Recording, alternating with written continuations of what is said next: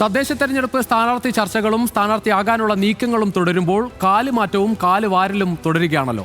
ഒരൊറ്റ രാത്രി വെളുക്കുമ്പോൾ വിപ്ലവ പാർട്ടി വിട്ട് കോൺഗ്രസിലും മുസ്ലിം ലീഗ് വിട്ട് മാർക്സിസ്റ്റ് പാർട്ടിയിലും ചേരാമെന്ന് തെളിയിച്ചു കൊണ്ടിരിക്കുന്ന ആളുകളുണ്ട്. ഒരു ദിവസത്തെ പ്രധാന കാലുമാറ്റം പരിശോധിക്കുകയാണ് ഇന്നത്തെ കുമ്പിടിയിലൂടെ.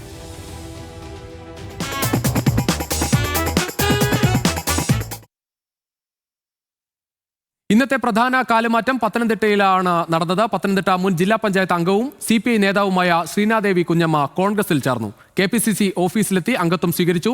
രാഹുൽ മാങ്കൂട്ടത്തിൽ വിവാദവുമായി ബന്ധപ്പെട്ട ശ്രീനാദേവിയുടെ പോസ്റ്റ് ഏറെ വിവാദമായിരുന്നു. ഈ വിഷയത്തിൽ ശ്രീനാദേവിയെ തള്ളുന്ന നിലപാടാണ് അന്ന് CPI സ്വീകരിച്ചത്. പാർട്ടിയിൽ അപമാനിക്കപ്പെട്ടുവെന്ന് ചൂണ്ടിക്കാട്ടിയാണ് ശ്രീനാദേവിയുടെ കാലുമാറ്റം.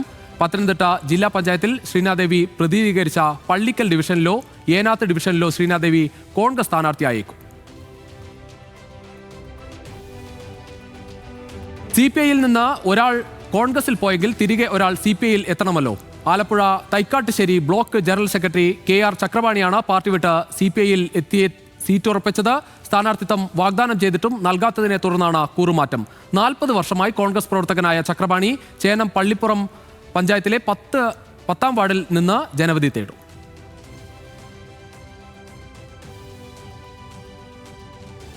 സ്ഥാനാർത്ഥി നിർണയത്തിൽ അവഗണിച്ചതിൽ പ്രതിഷേധിച്ചാണ് മുസ്ലിം ലീഗ് സംസ്ഥാന സെക്രട്ടേറിയറ്റ് അംഗം U പോക്കർ പാർട്ടി വിട്ടത്. CPIയുമായി സഹകരിച്ച് പ്രവർത്തിക്കാനാണ് പോക്കറുടെ തീരുമാനം.